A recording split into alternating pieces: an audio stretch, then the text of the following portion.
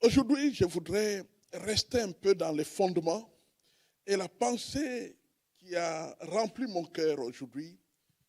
Comment vivre dans un monde en décadence? Comment vivre dans un monde en décadence? Et pour cela, je vous propose une première lecture qui est pour moi comme une confession de foi dans le livre de Tite. C'est un livre, Tite,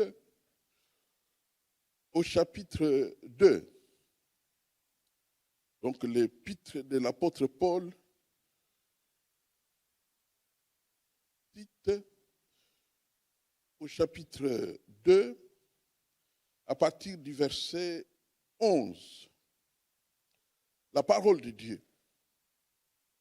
Car la grâce de Dieu, source du salut pour tous les hommes, a été manifestée. Elle nous enseigne à renoncer à l'impiété et aux convoitises mondaines et à vivre dans le siècle présent selon la sagesse, la justice et la piété, en attendant la bienheureuse espérance et la manifestation de la gloire du grand Dieu et de notre Sauveur Jésus-Christ, qui s'est donné lui-même pour nous, afin de nous racheter de toute iniquité et de se faire un peuple qui lui appartienne, un peuple purifié par lui et zélé pour les bonnes œuvres. Et zélé pour les bonnes œuvres. Prions le Seigneur. Maître du ciel et de la terre, le bonheur est notre de fixer nos yeux sur ton trône pour accueillir de toi la vie dans ta parole. Que ton esprit se mette au travail au fond de nos cœurs, soit pour que je parle, soit pour qu'on écoute, soit pour que nous prenions les engagements que distribue ton esprit selon les besoins de chacun. Viens, notre Dieu, nous parler maintenant, au nom de Jésus. Amen. Une des inquiétudes qui puisse habiter un cœur d'un serviteur de Dieu, c'est la situation de la jeunesse pendant notre génération. Ceux qui ont atteint l'âge mûr, l'âge majeur, dans certains pays c'est 18, parfois un peu plus. Et ces gens-là doivent faire face à un monde bouleversé. Un monde où les principes de base ne sont plus respectés. Un monde qui devient compliqué. Vous savez, à une époque donnée, un grand nombre parmi nous, nous étions heureux de vivre parce que les adultes ou ceux qui nous précédaient dans les différents domaines étaient de bons exemples à suivre. Mais maintenant, il n'y a plus de repères. Les choses ont changé. Les politiciens nous déçoivent à un point surprenant. Partout, dans n'importe quel domaine, même dans l'éducation à l'école. Les professeurs qui auraient pu être là pour nous dire des choses qui nous encouragent à la vie, eh bien, ils nous déçoivent par leurs choix, par leurs décisions, par leur comportement. C'est une époque incroyable. J'ai personnellement eu, aujourd'hui, je me suis un tout petit peu arrêté pour voir quels sont les pays et territoires que j'ai eu l'occasion de visiter dans ma petite vie. Et j'ai découvert que j'ai quand même dépassé une vingtaine de pays, dont la grande majorité, c'est dans ce monde occidental, où j'ai eu l'occasion de me rendre pour voir comment les gens vivent, quelles sont les circonstances et les événements qui caractérisent le monde de notre temps. Et je peux vous dire, bien-aimés, que la situation n'est pas bonne du tout. Notre monde est en décadence. Le serviteur de Dieu, Billy Graham, avait raison de dire que notre monde est en flammes. Notre monde est en effervescence. Notre monde est en train d'être détruit. Chaque jour, l'actualité internationale, sur la base de plusieurs sources concordantes, nous informe que la situation des nations devient incontrôlable.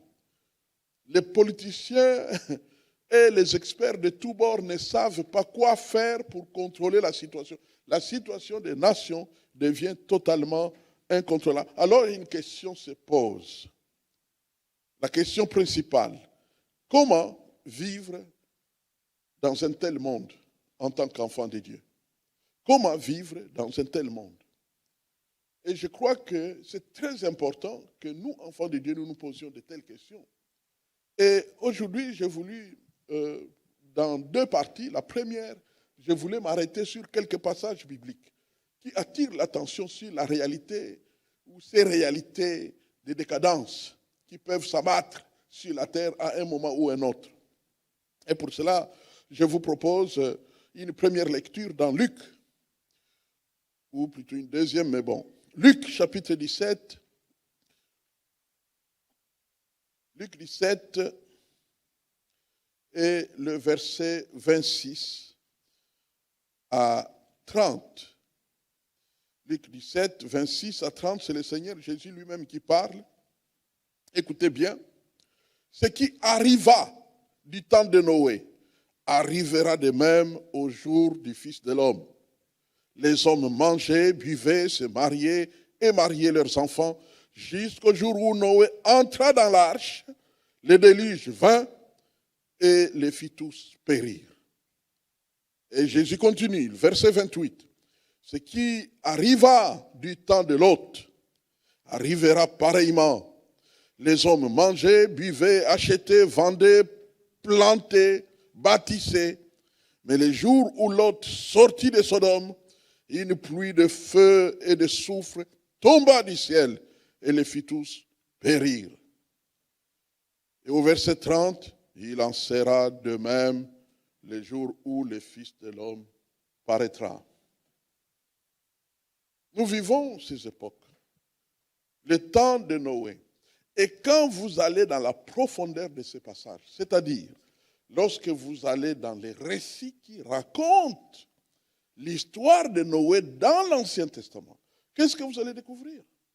Vous allez découvrir que tout ce qui se passait à cette époque-là était sans aucun doute une infiltration des esprits sataniques au sein de la population. Une infiltration des esprits sataniques. Dans les cœurs des hommes, il n'y avait plus que des pensées maléfiques.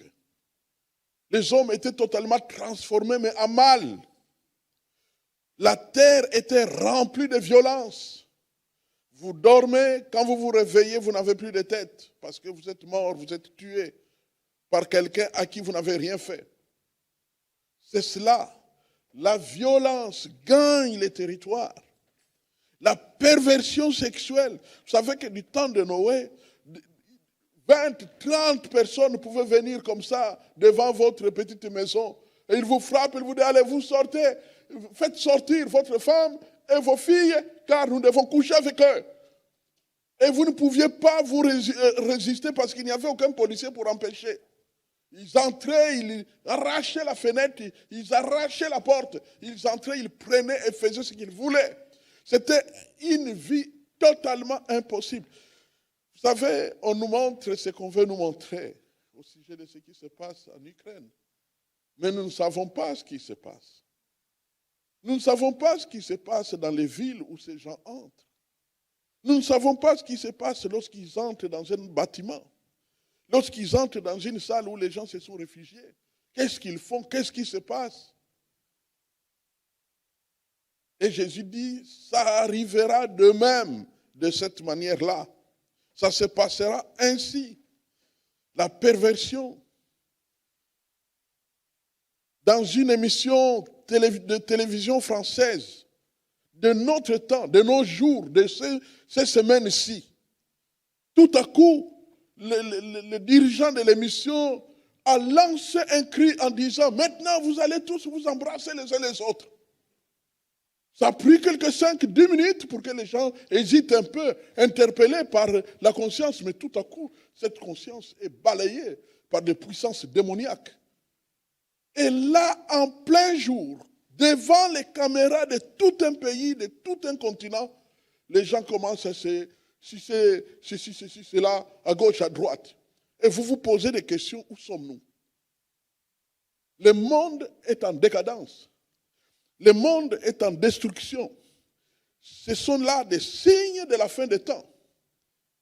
On ne sera plus longtemps, Dieu ne permettra pas que ce genre de choses continuent à régner sur un monde que le diable n'a pas créé, sur un monde que lui, Dieu, a créé et qu'il est appelé à contrôler.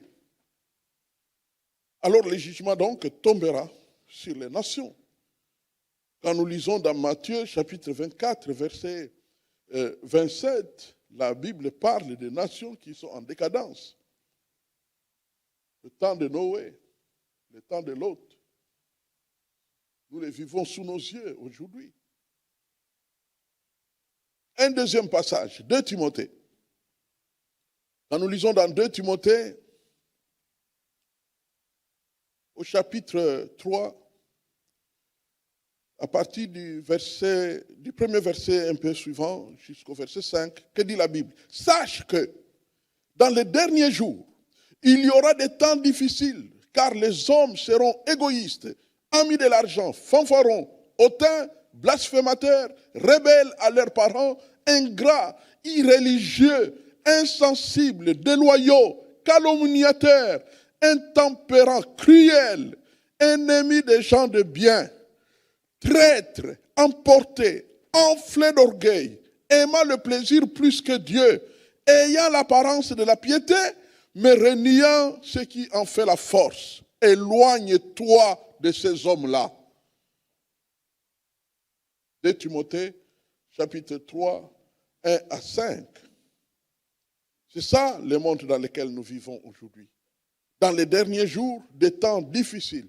Et vous savez que l'expression qui parle ici de temps difficiles, au fait, peut aussi être rendue par des temps où il y aura des sortes de démons, des esprits anti-vie, des esprits qui détruisent la vie.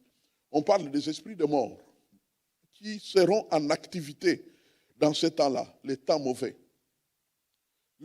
Qu'est-ce que cela veut dire? Cela veut dire tout simplement que le fait que les hommes, la majorité des hommes, se livrent au mal, ils ouvrent la porte à l'armée des esprits de destruction. Ils ouvrent la porte. Et donc, nous vivons dans un monde où les puissances du mal sont en toute liberté, en action, en train d'agir. En train d'agir. C'est une porte ouverte. Des hommes égoïstes.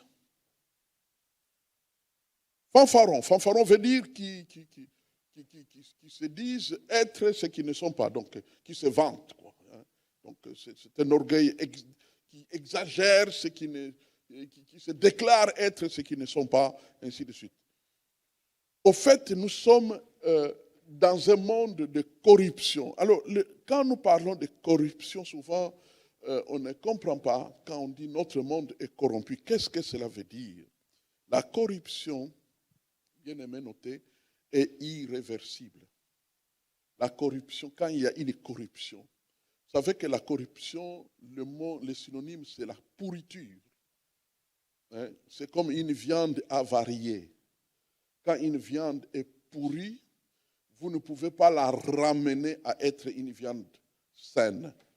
C'est impossible.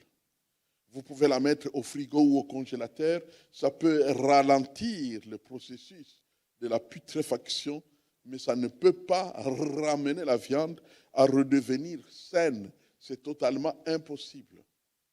C'est totalement impossible. Et c'est cela l'état de la société. Eh bien, l'Église, parfois, joue le rôle de frigo ou de congélateur. Ça peut ralentir le processus de la pourriture des cœurs, mais ça ne peut pas transformer un cœur mauvais en cœur sain comme ça. La seule chose qui peut entraîner le changement d'un corps déjà pourri, c'est la nouvelle naissance. Le miracle de la nouvelle naissance, suivi de la consécration. Tout ce que nous étions en train de chanter ici, en train de louer, en train de nous livrer à Dieu, eh bien, c'est exactement ce qu'il faut pour que les miracles se produisent. le changement de vie n'a pas encore atteint beaucoup de cœurs, mes frères et sœurs. Même ceux qui font l'impression, qui donnent l'impression, vous savez que dans beaucoup de nos milieux chrétiens, il y a aujourd'hui l'impressionnisme. Les gens donnent l'impression d'être vraiment spirituels, mais il y a la pourriture dans leur cœur. Le cœur n'est pas transformé.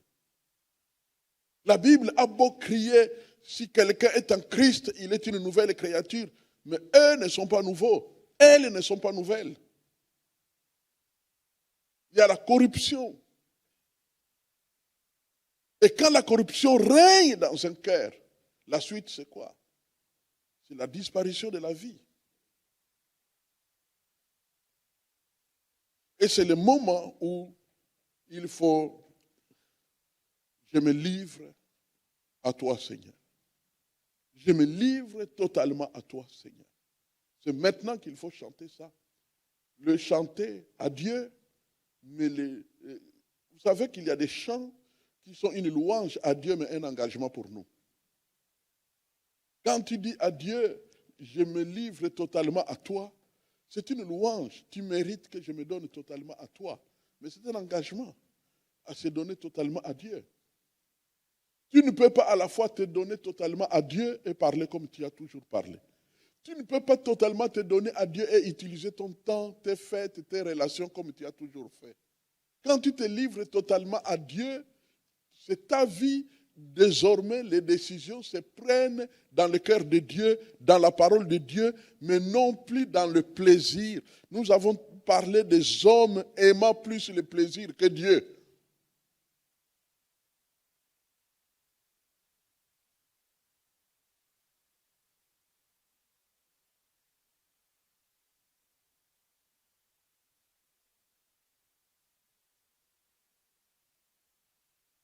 Les hommes seront amoureux d'eux-mêmes, égoïstes.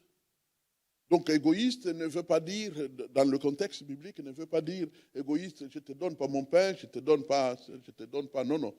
Les hommes égoïstes, ça veut dire qu'ils sont selfish. Self.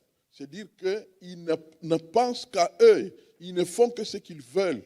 Le monde tourne autour d'eux. C'est eux qui pensent, qui agissent, au fait, c'est vraiment une plénitude de soi-même, amoureux d'eux-mêmes, amoureux de l'argent, amoureux de plaisir. Frère, il n'y a que Dieu qui sait où nous en sommes par rapport à l'argent. Savez-vous que même l'homme qui est à la rue, qui n'a rien, peut être bourré de l'amour de l'argent? Parce que les choses se passent dans le cœur. Dans le cœur.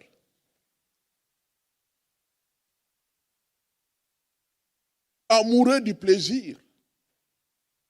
Le self, c'est la clé. Hein?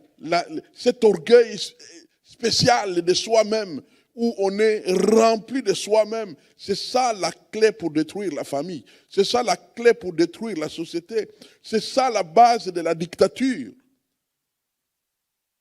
Savez-vous, mes frères et sœurs, que pendant notre génération, justement, pendant ce monde en décadence, savez-vous qu'il y a un mot qu'on a beaucoup utilisé pendant des années, qu'on appelait la démocratie.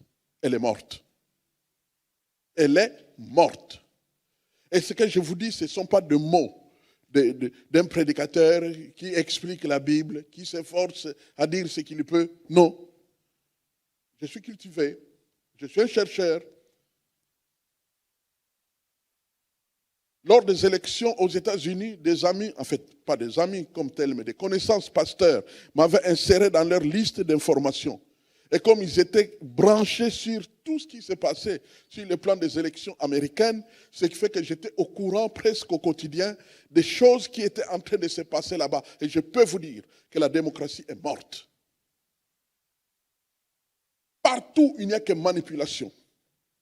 Manipulation sur manipulation. Récemment, je suis tombé sur un article scientifique, puisque ceux qui expliquent sont des gens qui font les actions, qui posent les actes concernant les sondages politiques.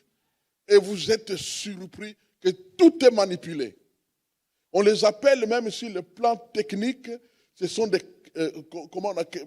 euh, producteur d'opinion. Producteur d'opinion. C'est-à-dire qu'il donne des sondages. Ce n'est pas, les sondages n'expriment pas ce que les gens pensent, mais on donne les sondages pour que les hommes pensent comme les sondages disent. C'est différent. C'est différent. Au fait, en principe, il fallait qu'on découvre que pensent les hommes. Ça devrait être ça, le but d'un sondage. Mais aujourd'hui, ce n'est pas ça, le but. Le but, c'est qu'on crée un sondage pour que les hommes se comportent d'après les sondages. C'est une manipulation, donc. Tu es en train de suivre des gens qui sont enfermés dans leur bureau, qui sont payés pour ça. Ils découvrent, ils réfléchissent, ils voient comment ils peuvent... La démocratie est morte.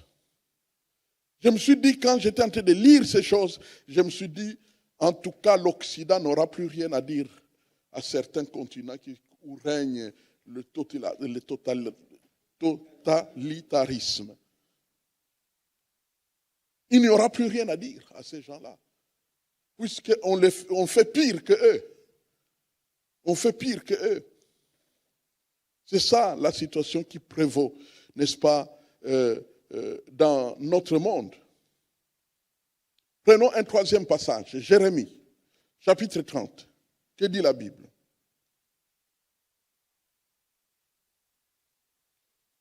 Dans Jérémie, au chapitre 30, le verset 3, l'Écriture nous dit, « Voici les jours viennent, dit l'Éternel, où je ramènerai les captifs de mon peuple d'Israël et de Juda, dit l'Éternel. Je les ramènerai dans le pays que j'ai donné à leur père, et ils le posséderont. » Ici, un autre signe de notre temps, c'est le retour des enfants d'Israël sur le territoire palestinien. Le retour des enfants d'Israël. C'est prévu. Ce sont là les signes de la fin du temps. Croyez-vous qu'ils ne sont pas bien là d'où ils viennent? Certains d'entre eux sont tellement bien dans les nations où ils ont été dispersés, dans leur diaspora. Mais que se passe-t-il? Ils reviennent dans leur territoire. C'est un territoire qui n'est pas le plus beau au monde. C'est bourré de régions désertiques, beaucoup de cailloux. Mais ils viennent là-bas. Il n'y a même pas un arbre où s'abriter, mais ils viennent là-bas. Les kibbutz, pas kibbutu, kibbutz, c'est en hébreu. Et ce sont des colonies, des quartiers qu'on construit des maisons modernes où ces gens qui viennent de la diaspora occupent ces maisons et les achètent dans des conditions favorables, faciles. Et ils vivent là-bas. Ils préfèrent venir vivre dans ce désert plein de soleil que de vivre là d'où ils viennent, parce que c'est leur terre que Dieu a donnée à leurs ancêtres. Ils préfèrent venir là-bas. Ça fait partie des signes de la fin des temps.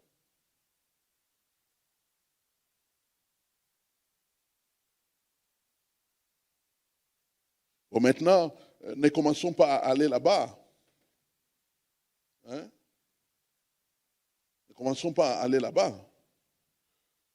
Il y a même des gens qui pensent que si tu vas en Israël, dans ces régions désertiques, alors tu es en train de marcher, alors tu viendras nous raconter que tu étais plein d'onction. Je savais que c'est par là que Jésus est passé. Non, non, non, non, non. Non, non, non, non. Vous savez, un jour, une maman travaillant pour un projet juif est venue, m'a dit, monsieur le pasteur, nous sommes en train de faire un projet pour des évangéliques qui veulent aller en Israël.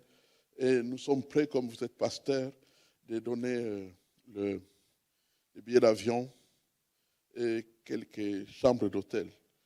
On m'a déjà fait des propositions de ce genre au moins 5 fois.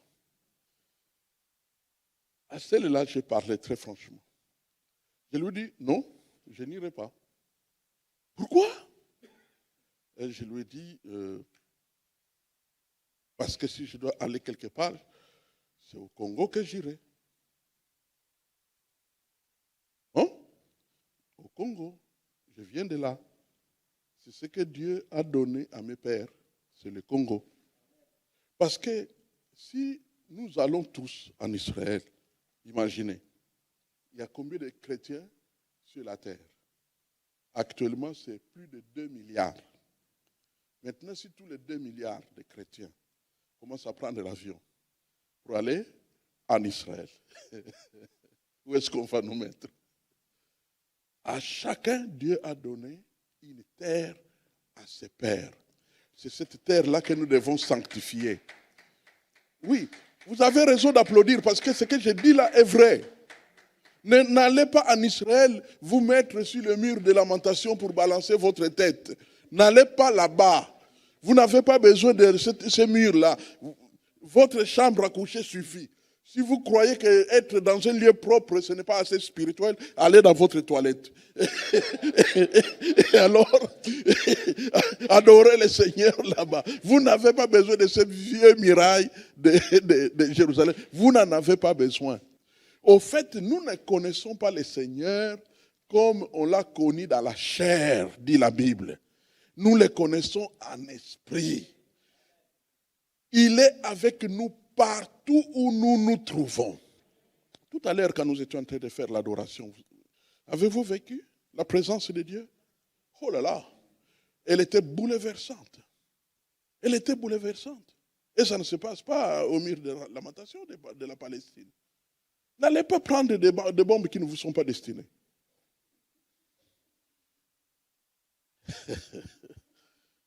Merci Seigneur qui nous donne. Vous savez, mon peuple est détruit parce qu'il lui manque de connaissances. Et nous devons en parler. Nous devons en parler, nous devons protéger. Vous savez, moi je ne veux pas ruiner ou mettre en faillite des organisations qui amènent les gens en Israël. Vous pouvez continuer à partir. Mais sincèrement, quand vous aurez vécu là-bas, vous n'aurez rien de plus que nous qui sommes venus au temple et recevoir la parole de Dieu en étant là-bas. Rien de plus. J'ai étudié la Palestine, j'ai étudié l'Israël comme un cours, la géographie d'Israël. Vous savez qu'il y a des atlas bibliques. Il y a des atlas bibliques. Étudiés et ainsi de suite. Jopé, tous ces coins, Capernaum, tous ces petits coins-là, ainsi de suite. D'ailleurs, là où était le vrai temple, le temple de Dieu d'antan, aujourd'hui, il y a une mosquée là-bas. C'est pour vous dire jusqu'à quel point les choses sont différentes. Mais les Juifs, eux, sont des enfants de la promesse, ils doivent retourner là-bas. Parce que c'est dans le plan de Dieu pour eux. C'est pourquoi je crois quand je découvre, parce que c'est quasiment la première, ou plutôt la principale diaspora au monde et dans l'histoire de l'humanité. Ce sont les Juifs.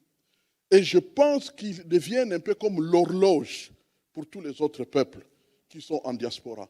Nous devons comprendre, mes frères et sœurs, que nous ne pouvons pas nous contenter si Dieu ouvre les portes. Parce que je crois que dans certains cas de figure, c'est Dieu lui-même qui ouvre les portes. Quand Dieu ouvre les portes, acceptez.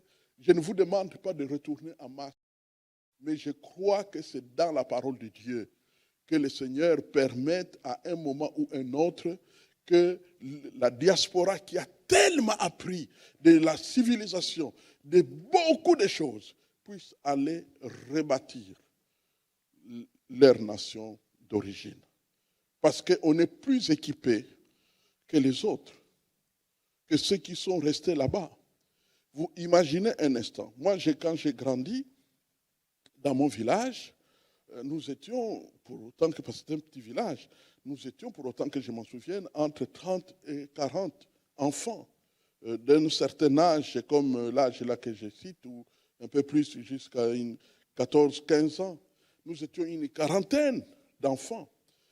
Et comme on était si loin de l'école, quand on a ouvert une école primaire à 7 km de là, eh bien, on est venu annoncer dans les villages que non, maintenant l'école est ouverte, amenez les enfants. Et on nous a tous amenés là-bas pour aller commencer l'école primaire. Nous étions tous en première année. Et puis on a commencé à étudier, on a commencé à... 2 mois après, tous les enfants de mon village ont abandonné. Tous, sans exception, ont abandonné. Et papa m'a dit, tu peux aussi rester. J'ai dit non!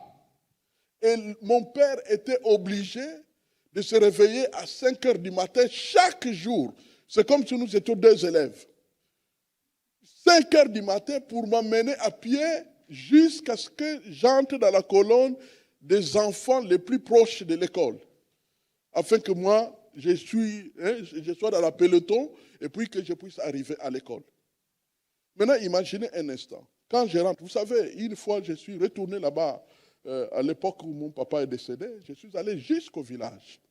Et quand je suis arrivé là-bas, qu'est-ce que j'ai découvert? J'ai découvert qu'il y avait beaucoup de messieurs et dames de mon temps qui se limitent à la vie, à la vie terre à terre, comme on dit. À la vie terre à terre. Quand on travaille beaucoup, on coupe des noix de palme. On travaille un peu ça. On a 2, 3 bouteilles d'huile de palme qu'on vend. Et en échange, on achète un peu de sucre, un peu de poisson salé et un petit sachet de riz. Ça, c'est le luxe. Et le reste du temps, ils portent des culottes kaki et ils vivent de ça.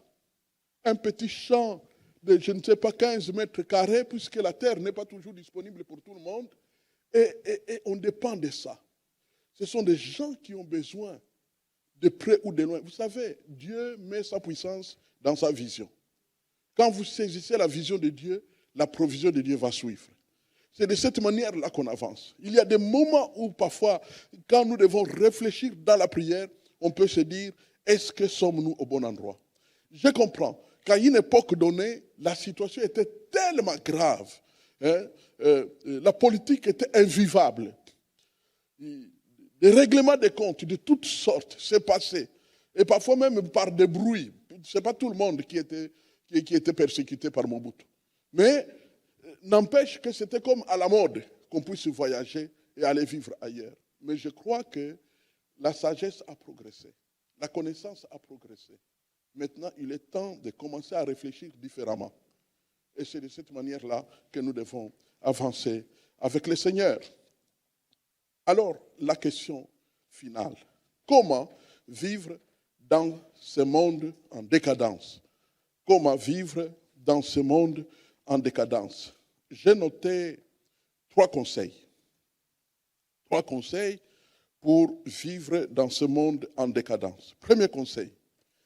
Aligne ta vie d'après les priorités de Dieu. Nous devons aligner nos vies dans les priorités de notre Dieu. Matthieu chapitre 6, verset 10. Que dit la Bible?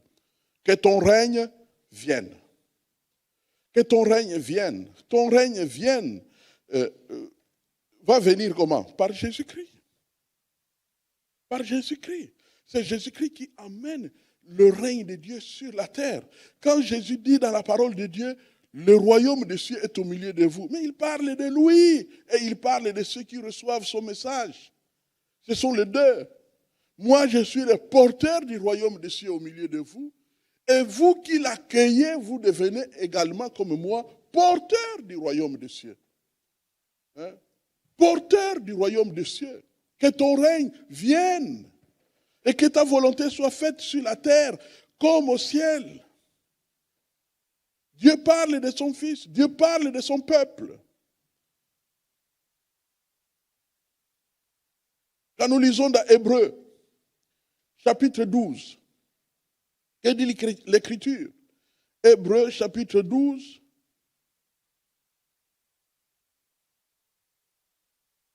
le verset 25, l'Écriture. Gardez-vous de refuser d'entendre celui qui parle. Car si ceux-là n'ont pas échappé, qui refusèrent d'entendre celui qui publiait les oracles sur la terre, combien moins échapperons-nous si nous nous détournons de celui qui parle du haut des cieux? Bien-aimés, vous savez, la bonne prédication, c'est quoi? C'est répéter les paroles de celui qui a parlé. Mais qui a parlé? Dieu. La Bible, c'est Dieu qui parle. Et nous, les prédicateurs, nous devons répéter ce que Dieu a dit. Ce qui est dommage, c'est qu'il y a des tricheurs dans les royaumes, dans les milieux chrétiens. C'est-à-dire, ils utilisent le nom de Dieu, ils utilisent même la Bible comme un prétexte de dire ce qu'ils veulent dire. Alors que nous devons être, nous les prédicateurs, des prisonniers de l'Écriture, des prisonniers de la volonté de Dieu, des prisonniers de la pensée de Dieu. Tu ne peux pas dire ce que tu veux. Si tu veux dire ce que tu veux, parle à ta maison. Raconte ce que tu veux à tes enfants. Mets-toi au téléphone et dis tout ce que tu veux, même en mentant à tes membres de famille qui sont restés en Afrique. Ils te croiront, puisque tu es en Europe. Mais laisse la Bible de côté. Mais si tu veux parler de la part de Dieu, alors sois trouvé loyal, fidèle à dire uniquement ce que Dieu dit. Et courageusement, parce qu'il y a des moments où ça ne sera pas populaire. Hein? Il y a des moments où ce que tu vas proclamer ne sera pas populaire. Ce n'est pas ce que les hommes voudront entendre, mais tu dois prendre le courage de dire ce que tu penses que c'est bon de dire cela. Quand nous allons dans 1 Jean chapitre 2, que dit l'Écriture?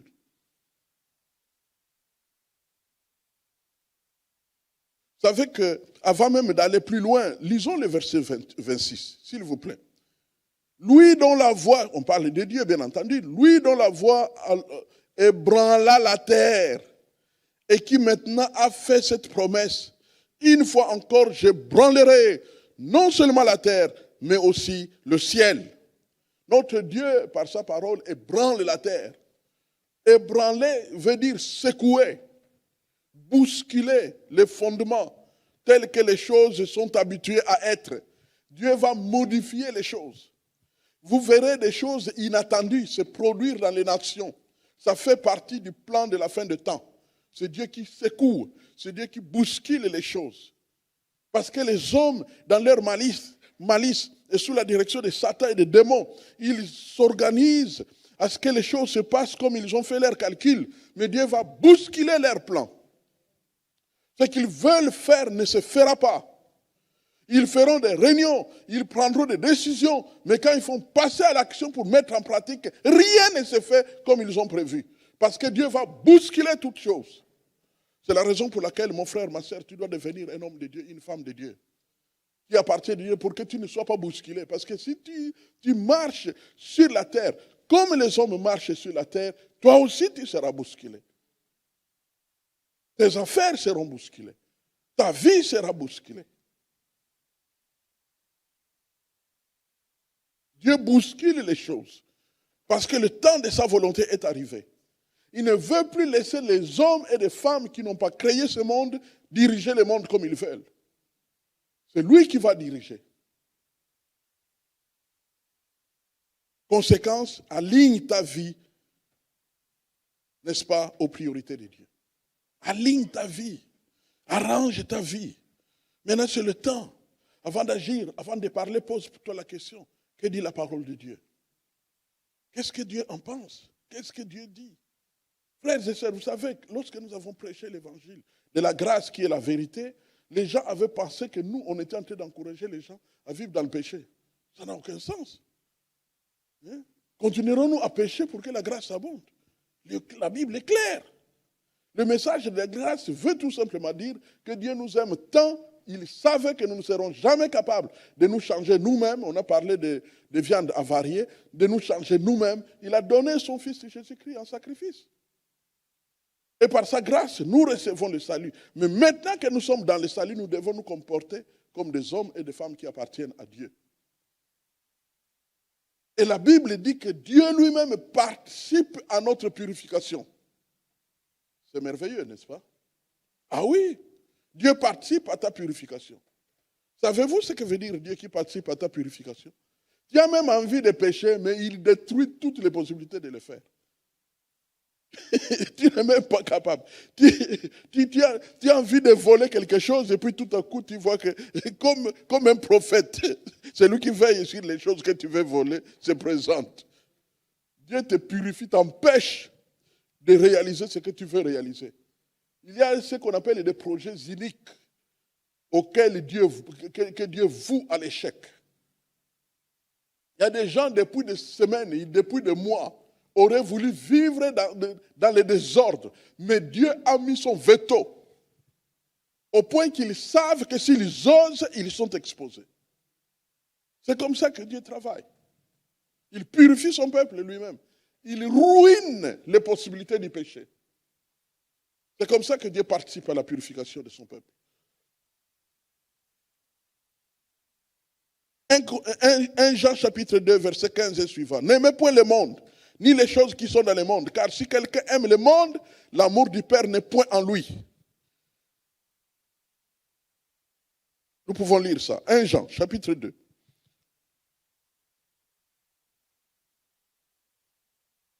1 Jean au chapitre 2, à partir du verset 15.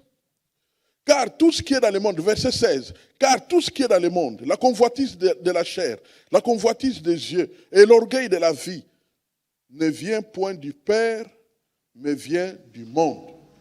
Et ce qui vient du monde, le plus souvent, est inspiré par Satan.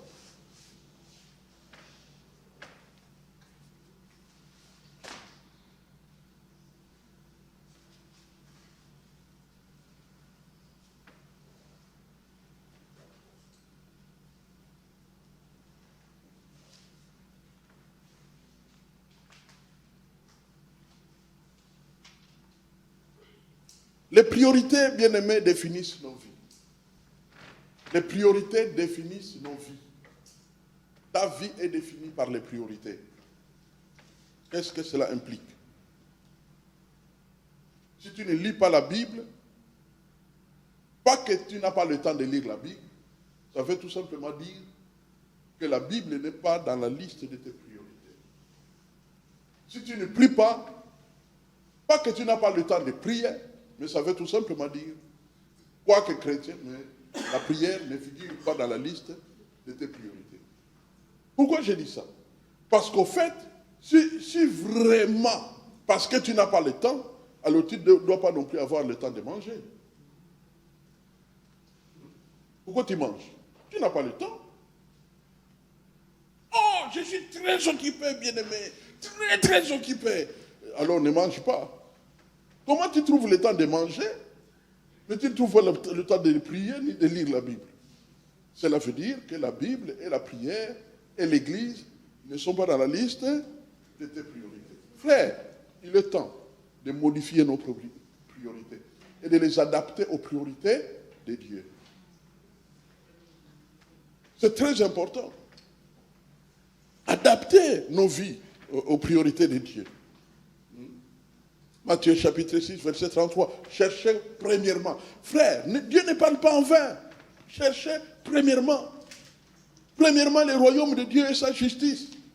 Et tout le reste vous sera donné en bonus. Frère, est-ce que vous constatez qu'il y a là un sujet au miracle? Cherchez premièrement, alors qu'est-ce qui va arriver? Tout le reste vous sera donné en plus. C'est un miracle.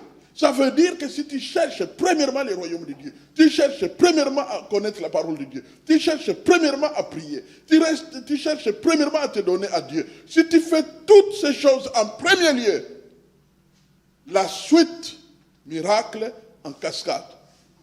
C'est ce que ça veut dire. Ce passage de Matthieu 6, 33.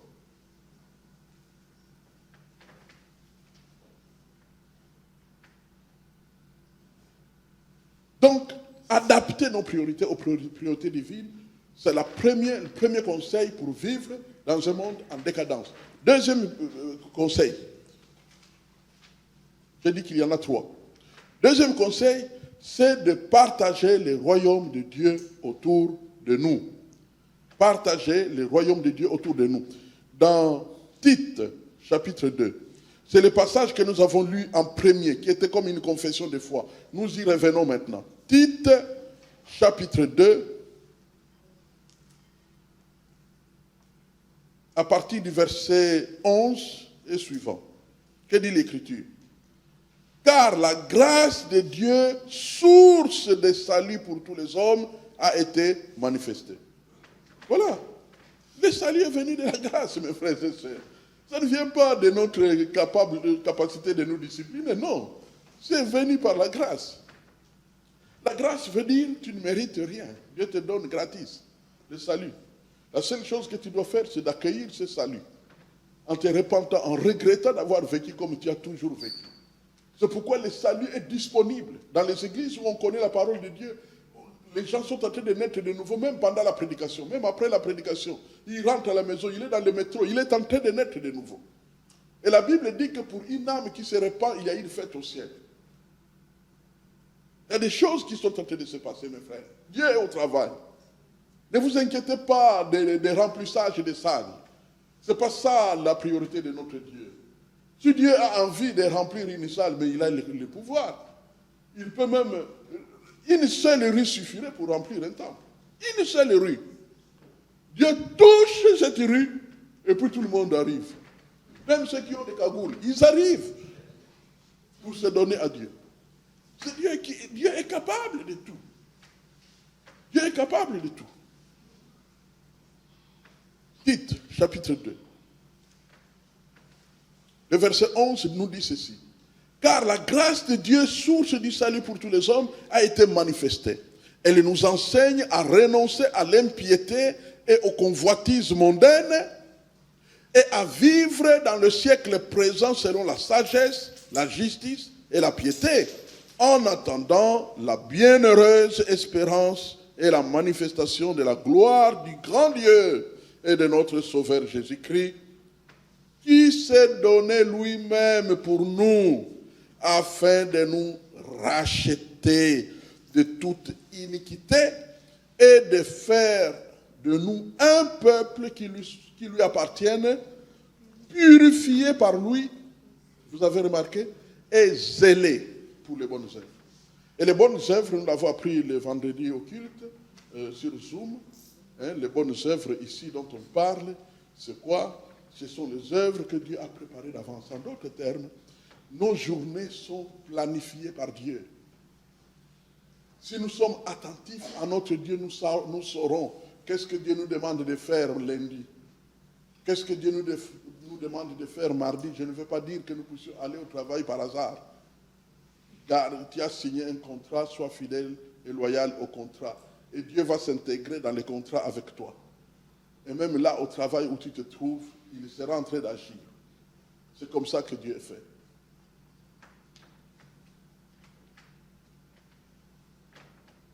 Jean chapitre 3, dans 1 Jean, au chapitre 3, l'Écriture nous dit, à partir du premier verset jusqu'à 3, « Voyez quel amour le Père nous a témoigné pour que nous soyons appelés enfants de Dieu, et nous le sommes. Si le monde ne nous connaît pas, c'est qu'il ne l'a pas connu. » Vous savez que le monde ne reconnaît pas les enfants de Dieu. Il suffit d'entrer dans les réseaux sociaux aujourd'hui et vous découvrirez comment fonctionne le monde. On nous appelle faux pasteur, on nous appelle ceci, on nous appelle... Rien que tu parles mal, tu es un faux pasteur. C'est comme si un péché de 2 secondes te disqualifie pour 40 ans ou depuis que tu es pasteur. C'est ça la logique du monde. C'est un monde, bientôt ils iront en enfer, ils ne savent pas, et ils se mettent à juger ceux qui appartiennent à Dieu. Le monde ne te reconnaîtra pas. Ne t'attends pas à ce que le monde t'approuve.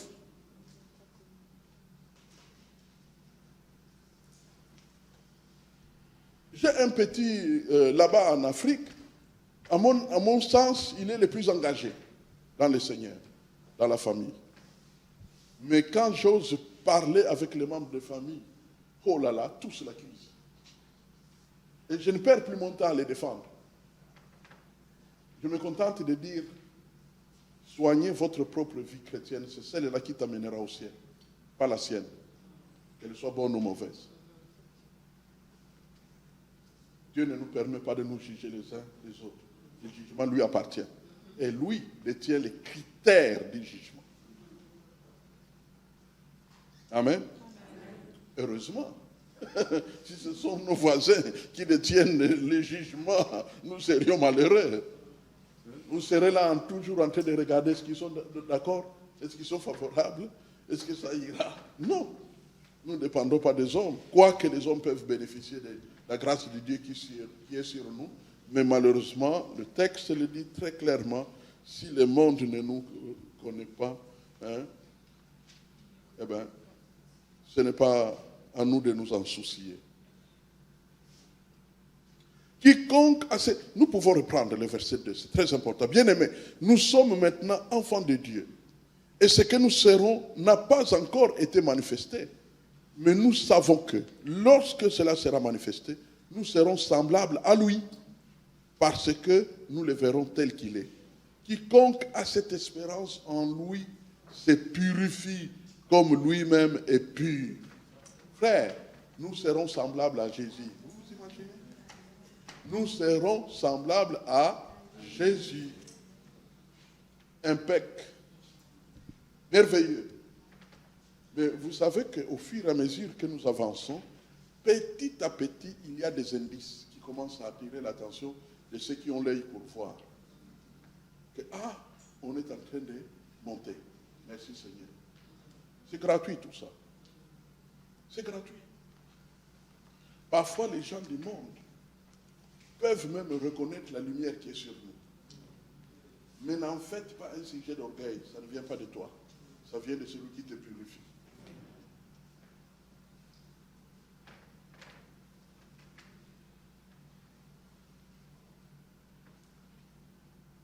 Se purifier, c'est l'uniforme de la fin des temps. C'est pourquoi dans le dernier verset de la Bible, dans Apocalypse, je crois chapitre 22, la Bible dit que celui qui veut se purifier continue à se purifier. Donc nous sommes à l'époque de la purification en cascade. Tu te purifies, tu dois être sensible. Comment est-ce que je suis actuellement? Qu'en est-il de ma langue? Qu'en est-il de mes pensées? Qu'en est-il de mes relations? Qu'en est-il? Et ainsi de suite. Tu te poses 1001 questions et tu te purifies au quotidien. Tu te purifies au quotidien. Tu te purifies au quotidien. C'est ça la volonté de Dieu. Je termine par quelques marques du peuple de Dieu. C'est la troisième chose, troisième conseil. Quelques marques du peuple de Dieu. 2 Pierre, chapitre 3. Je termine par là. Quelques marques du peuple de Dieu. 2 Pierre, au chapitre 3, à partir du verset 11. Que dit l'Écriture? Puisque donc toutes ces choses doivent se dissoudre, quelles ne doivent pas être la sainteté de votre conduite et votre piété, tandis que vous attendez et hâtez l'avènement du jour de Dieu, à cause duquel les cieux enflammés se dissoudront et les éléments embrasés se fondront. Mais nous attendons, selon sa promesse, de nouveaux cieux et une nouvelle terre où la justice habitera, où la justice régnera. C'est pourquoi, bien-aimés, en attendant ces choses, appliquez-vous à être trouvés par lui sans tache et irrépréhensible dans la paix. Arrangez-vous à être trouvés propres. Bien-aimés, vous savez, quand je lis ces passages, je ne pouvais pas ne pas penser à certaines injustices que subissent certains de nos frères. Dans les affaires, dans la justice, ce qui est supposé être la justice. Savez-vous que même la justice est polluée? J'ai vu de mes yeux la justice être polluée. J'étais en contact avec un avocat qui voulait défendre une cause. Et les gens qui entouraient ses adversaires en justice l'ont menacé. Et directement, c'est à la direction des choses. On l'a menacé, sinon on va te retirer la licence de travailler comme avocat. Et lui ont donné des preuves qu'ils sont capables de le faire. La justice est polluée.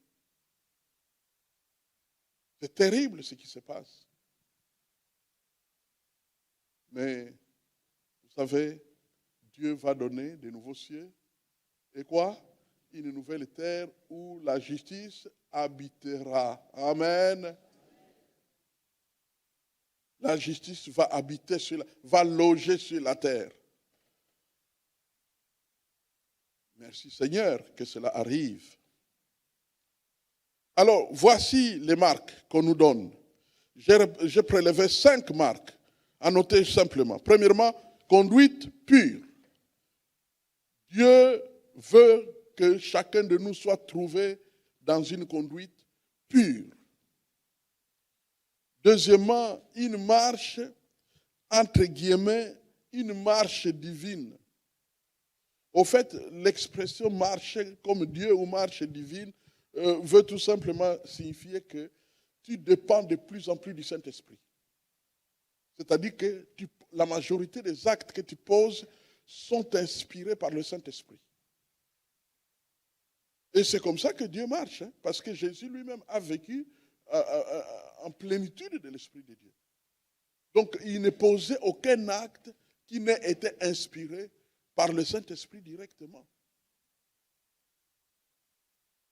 Que dit la Bible? Marchez selon l'Esprit et vous n'accomplirez pas les désirs de la chair. L'Esprit de Dieu va t'inspirer. L'Esprit de Dieu va t'informer. L'Esprit de Dieu va te parler. L'Esprit de Dieu va déposer au fond de ton cœur des choses que tu vas accomplir. Quand tu commences à voir ça, sois courageux. Sois prompt à agir. Parce que si tu négliges, l'Esprit de Dieu te parle. L'Esprit ne s'impose jamais. Il n'agit pas comme un démon. Un démon, il t'incline la tête. Hein. J'ai vu de mes yeux des hommes comme ça. Et il veut reculer, mais impossible, parce qu'il y a un démon qui est en train de les contraindre à être dans une position. Pas le Saint-Esprit. Lui, il chuchote. C'est maintenant qu'il faut téléphoner à tel pour lui dire que tu pries pour lui. Il en a besoin. Ah oui, je ferai ça quand j'aurai le temps. Maintenant, je dois d'abord courir les riz. C'est fini. Il ne te parlera plus. Mais quand tu es prompt, dès qu'il te parle, tu sais qu'il a parlé à basse voix, il a parlé doucement, mais il est Dieu, le grand chef. Alors tu accours à obéir. Tu deviens bientôt quelqu'un qui marche selon l'Esprit. Et tu ne peux t'imaginer combien tu seras précieux, parce que tu vas commencer à avertir des gens qui peuvent être dans des projets de destruction de Satan, mais quand tu fais ton petit coup de fil, tu modifies leur histoire. Parce que tu marches selon l'Esprit. C'est ça la marque des hommes de Dieu et des femmes de Dieu qui vont vivre le temps de la fin. Ils sont guidés par l'Esprit de Dieu. Frère, il y a des histoires auxquelles je ne prête plus l'attention. J'ai créé une expression pour moi-même. Mon cœur n'est pas une poubelle. Mon cœur n'est pas une poubelle. On est en train de raconter des histoires qui se passent d'après ce que j'ai appris. Se passe parmi des pasteurs au Congo. Je ne suis pas au courant des histoires là qui se passent et qu'est-ce qui s'est passé au juste. Je ne suis pas au courant. Pourquoi? Mon cœur n'est pas une poubelle.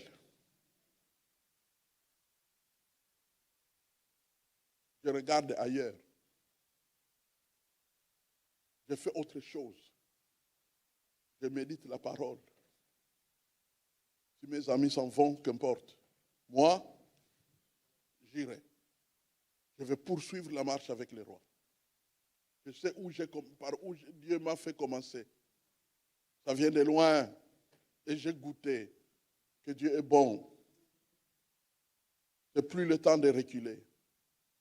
Frère, vous savez, écoutez bien et retenez ce que je vais vous dire, car c'est une prophétie. On ne descend jamais d'un avion qui est en plein vol.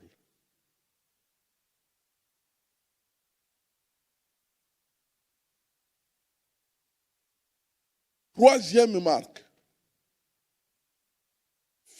Focalisez-vous sur le retour du Seigneur. Focalisez-vous sur le retour du Seigneur. Hébreux, chapitre 9.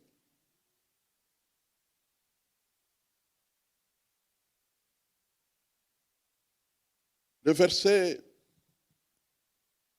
27.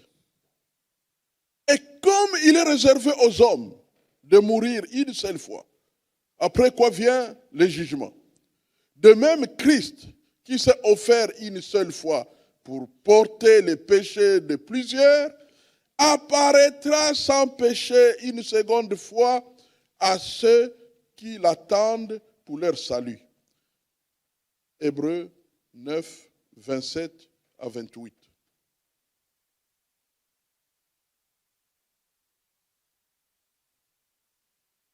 Matthieu 24.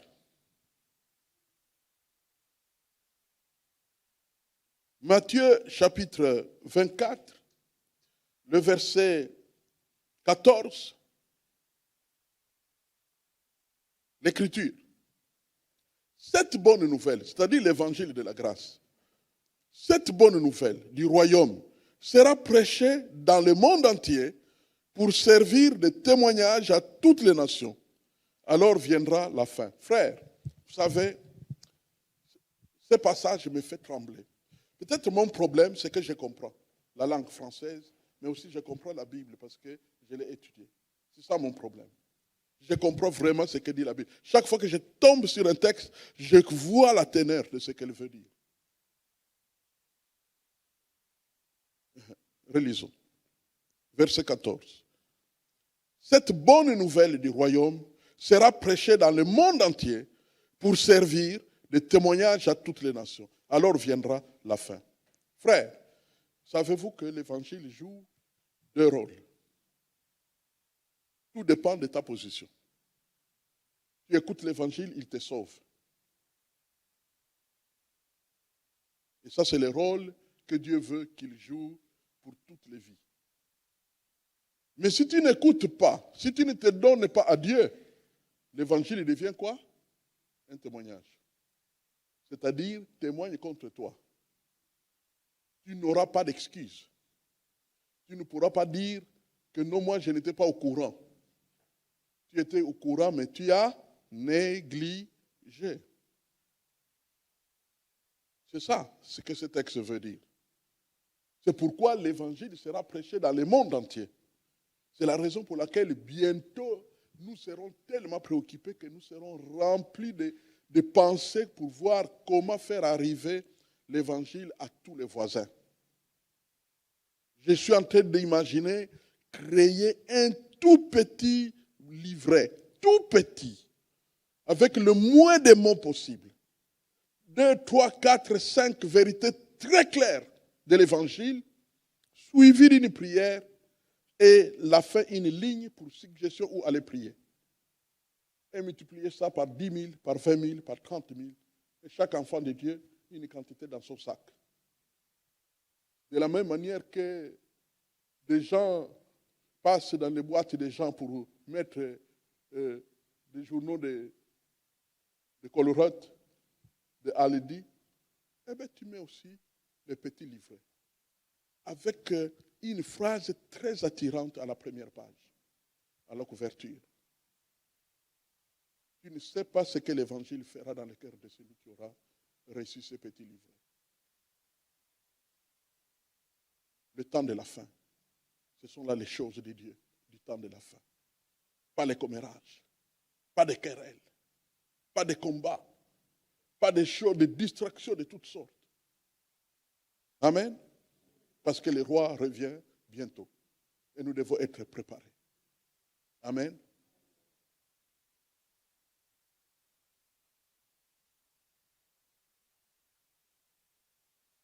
Et donc, la marque, c'est que nous devons être parmi ceux qui distribuent l'évangile. Et enfin, être trouvé à son retour dans la paix. Être trouvé à son retour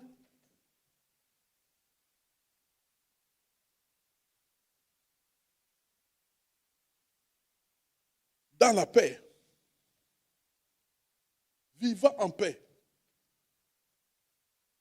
Frère, libérez tous vos captifs.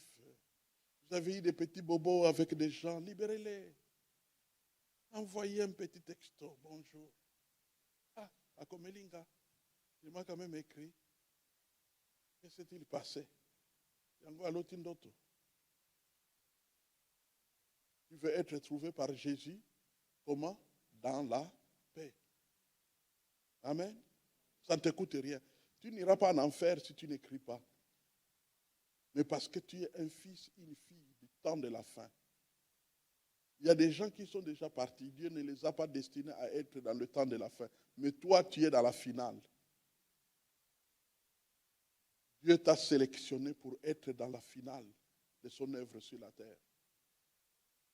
Mets-toi au boulot. Amen. Prions le Seigneur. Père Tout-Puissant, les temps de la fin sont là devant nous. Et loin d'être prêts à accueillir le roi, notre monde est en décadence. Voilà pourquoi nous nous tournons vers toi pour t'exprimer à la fois notre reconnaissance, mais en même temps notre préoccupation. Car tout ce que nous trouvons dans ta parole ici, ce sont des avertissements. Et ces avertissements sont donnés à la fois pour nous-mêmes, afin que nous soyons trouvés à ton retour dans les positions qu'il faut, faisant ce qu'il faut, nous purifiant, acceptant la transformation qu'apporte ta parole dans nos cœurs, mais surtout préparer notre environnement, nos voisins, nos amis, nos collègues de travail, nos collègues à l'école, nos voisins du quartier, partout, afin que ta volonté soit pleinement faite, que ton règne vienne, que Jésus n'ait pas gaspillé sa vie à la croix pour rien. Au contraire, que sa vie soit rentable et une rentabilité multipliée. Père, c'est cela ce que tu veux. Le temps, Seigneur, de nous préoccuper à remplir le temple est révolu. Tu as suscité tout un continent, le 6e continent, qui est l'Internet. Et nous pouvons envoyer tes messages partout. Pas pour aller se mêler à des commérages, mais pour proclamer la vérité qui vient de ton cœur. Pour proclamer la vérité qui sauve. Pour dire aux hommes que s'ils se détournent de leur mauvaise voie, tu les pardonneras et tu les sauveras. Maître du ciel et de la terre, le monde est en flammes. Le monde est en décadence. Il a besoin de toi. Nous entendons des bruits de guerre. Mais ces bruits peuvent se transformer en de véritables guerres partout. Il y a des moyens. Maintenant, par le nom qu'on donne à certains missiles, nous comprenons qui a inspiré ça. Il y a des moyens de détruire ce monde. Il y a des moyens de faire arriver la guerre partout dans ce monde, pendant notre génération. Il y a des moyens pas compliqués. Un petit bouton à l'est, un autre bouton à l'ouest, au nord un autre bouton et au sud un autre, et le monde a disparu. Père, ce monde, ce ne sont pas ceux qui ont construit des missiles qui l'ont créé. C'est toi qui l'as créé.